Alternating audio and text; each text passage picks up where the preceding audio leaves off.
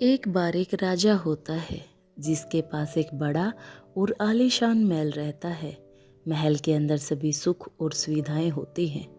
इसके साथ ही इस आलीशान महल में एक बहुत ही सुंदर बगीचा भी होता है।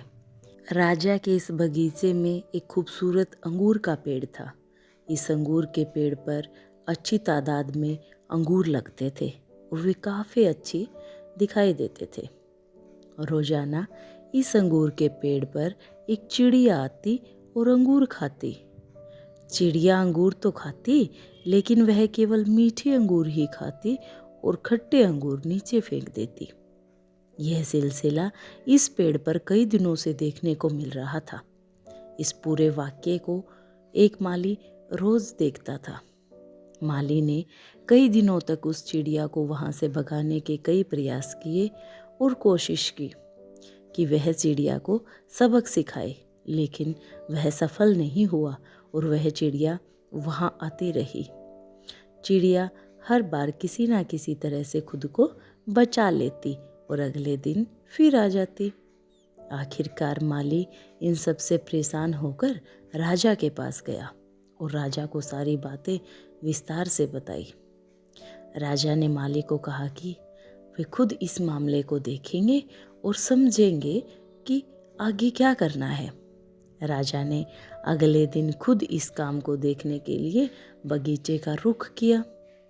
राजा ने अपनी सूझबूझ से इस बार चिड़िया को पकड़ लिया, लेकिन चिड़िया भी कम समझदार नहीं थी। उसने राजा के सामने अपनी बात रखी। चिड़िया ने राजा से कहा कि मैं आपको 4 ज्ञान की बातें बता सकती हूँ, लेकिन इसके बदले में आपको मुझे छोड़ना होगा।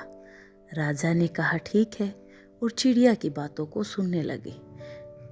चिड़िया ने कहा पहली बात तो ये है कि हाथ आए दुश्मन को कभी भी छोड़ना नहीं चाहिए। दूसरी बात यह है कि कभी भी किसी अनजान व्यक्ति पर भरोसा नहीं करना चाहिए। तीसरी जरूरी बात कि जो भी हो चुका है उसका कभी पश्चाताप नहीं करना चाहिए। इसके बाद चौथी बात बताने से पहले ही चिड़िया ने राजा से कहा कि राजा जी, आप मुझे थोड़ा सा ढीला छोड़ दीजिए क्योंकि मेरा दम घुट रहा है।